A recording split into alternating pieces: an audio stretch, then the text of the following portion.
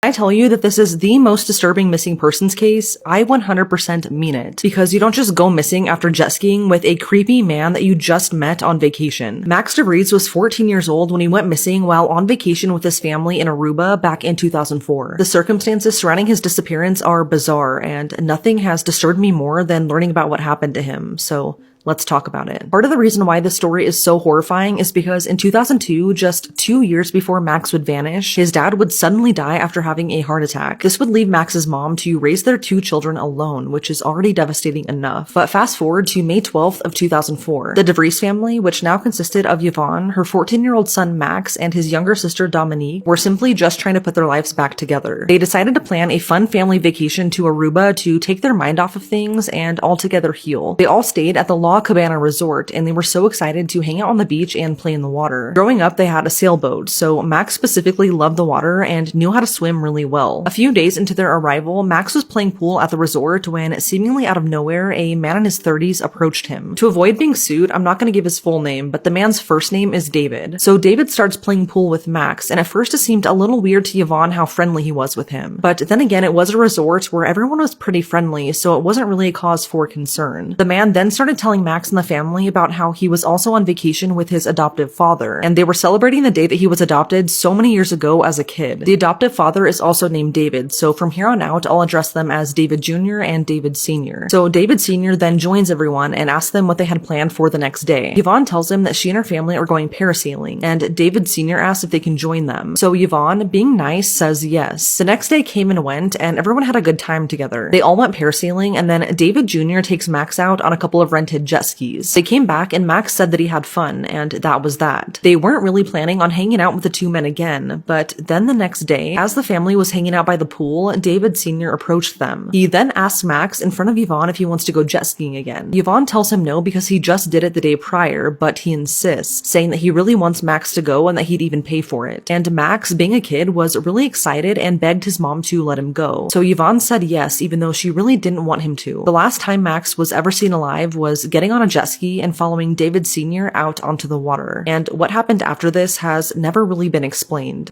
So the jet ski rental was only supposed to last 45 minutes, but over an hour goes by and Max and David Sr. are still not back yet. So Yvonne starts to worry and heads down to the beach, but to her surprise, there were already people trying to look for the 2 with binoculars. This is when things start to get strange. In a panic, Yvonne goes back to the resort and tells management that her son is missing, and he was last seen with this strange older man that's also staying at this resort. So management then goes to the men's room and starts knocking on the door in hopes of finding David Jr. inside, but nobody answers the door. So authorities were notified and a search and rescue boat was sent out to try and find them. In the distance, Yvonne could see the boat coming back, but mysteriously, only one person was brought back, and it was David Sr. Max was nowhere to be found. What's odd is that the entire time they were looking for the 2, David Jr. was mysteriously missing as well, and he only showed back up when his dad was being rescued and brought back to shore. When Yvonne asked him where he was because they were looking for him, he said that he was passed out drunk in his room and didn't hear anyone knocking. When David Sr. was brought back to shore, he was suspiciously covered in scratches all over his neck and arms. And when asked about what happened, his answer was truly disturbing. David Sr. said that he and Max went out to a sandbar a few miles away and decided to get off their jet skis. When they tried to leave, their jet skis wouldn't turn back on, so Max tied them together so they wouldn't float away. But as he was doing this, he said that he heard a loud thump, and when he looked around, he saw Max floating away. He said that that was the last time he ever saw Max, and he didn't try to help him or anything. Because of the scratches all over his body, the Aruban police brought him in for questioning, and his story started to not add up.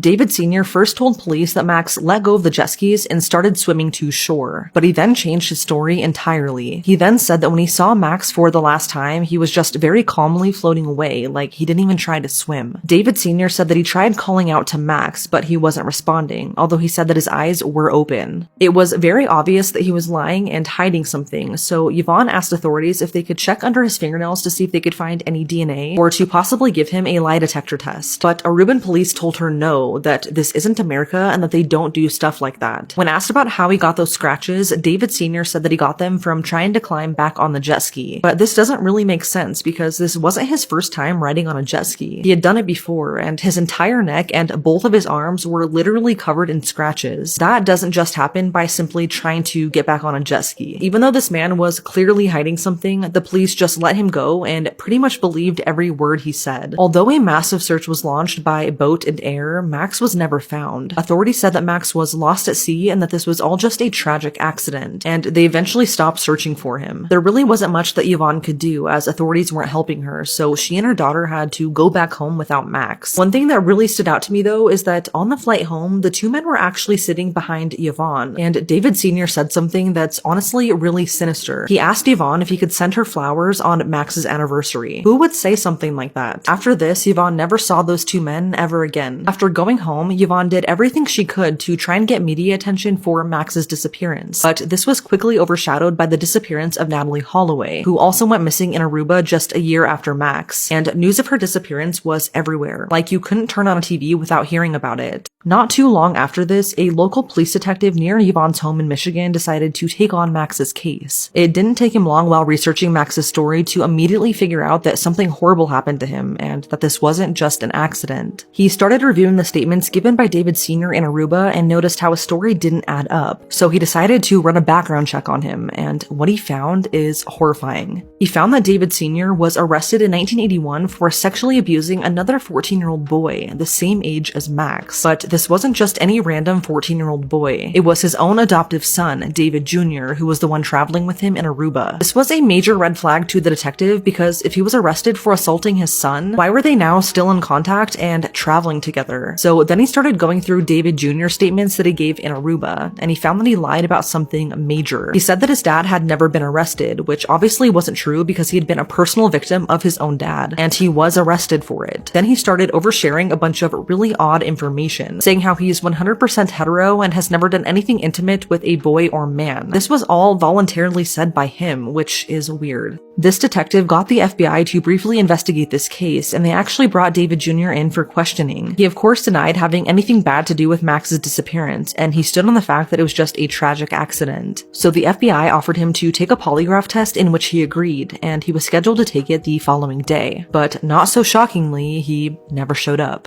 Eventually, the FBI were taken off the case to work on a bigger case, but they believed that the two men were working together to target other young boys. They believed that David Jr. was used to groom Max into creating a friendship bond, and then when David Sr. took Max out to the sandbar, he had a son meet him out there so that they could assault Max and kill him. And that's why David Sr. was covered in scratches, because Max fought for his life. Despite how obvious it was that Max was met with foul play, his case would soon go cold, and no movement would happen until April of 2016.